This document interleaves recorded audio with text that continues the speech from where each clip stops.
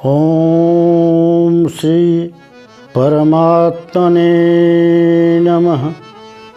कृष्णं नारायणं वन्दे, कृष्णं वन्दे व्रजप्रियं, कृष्णं द्वैपायनं वन्दे, कृष्णं वन्दे जगद्गुरुं। परम मंगलमय भगवान श्री कृष्ण के श्रीमुख से निसृत वाणी गीतामृत का पान करने के लिए उपस्थित समस्त भक्तजनों को सादर प्रणाम। आज हम गीता के 6वें अध्याय के 18वें श्लोक का अध्ययन करेंगे और देखेंगे कि भगवान इस 18वें अध्याय में क्या निर्देश देते हैं। तो देर न करते हुए आइए हम गीता में प्रवेश करें। श्लोक का पाठ। यदा विनियतं चित्तमात्मन्येवावतिष्ठते निःस्पृहः सर्वकामेभ्यो युक्त इत्युच्यते तदा। यहाँ पर इस श्लोक में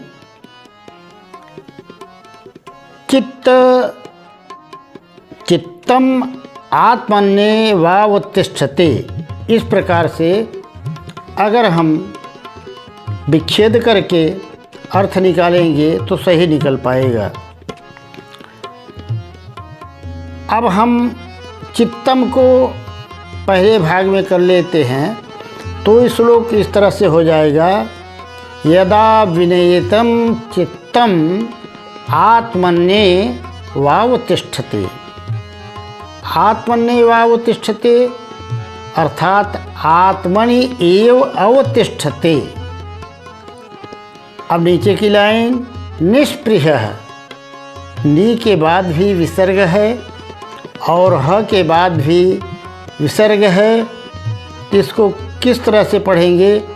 निष्पृहः, निष्पृहः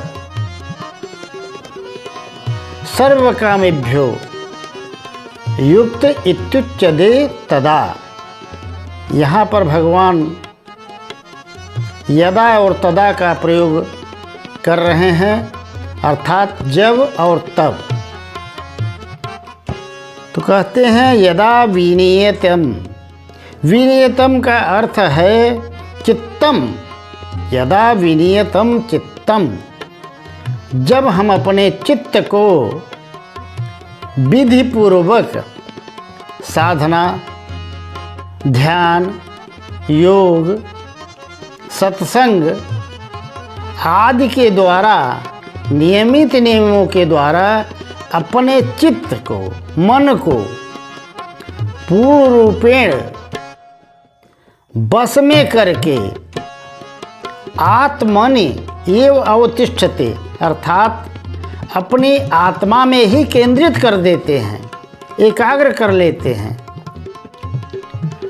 तब निष्पृहः सर्वकामेभ्यो, तभी हम संसार की संपूर्ण कामनाओं से निष्पृह हो सकते हैं।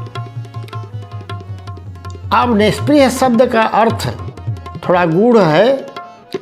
निष्पृह का मतलब ये है कि हम संसार में रहते हुए भी किसी भी व्यक्ति, वस्तु, संवेदना आदि की हमारे मन में इच्छा न पैदा हो। संसार में तो रहें पर सबसे विलग रहें। जैसे पद्म अर्थात कमल जो होता है वह पानी में रहते हुए भी निर्लेप रहता है, पानी से अछूता रहता है। उसी तरह से जब पुरुष संसार में रहते हुए संसार की समस्त वस्तुओं से निष्प्रिय हो जाता है, अर्थात किसी भी वस्तु का उसके मन में आकर्षण नहीं रहता, चित्त में आकर्षण नहीं रहता, तब वह योग युक्त कहा जाता है। कब? युक्त इत्युच्यते तदा, अर्थात ऐसा पुरुष योगी है, योग में अवतिष्ठित है, अर्थात योग युक्त है। कब? जब हम अपने चित्त को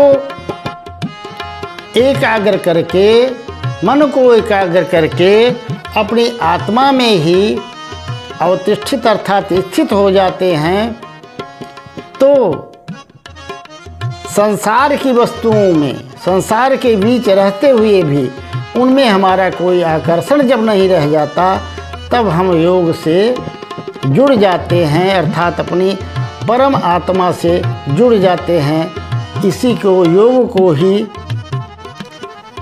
ब्रह्म से एकत्व कहा गया है।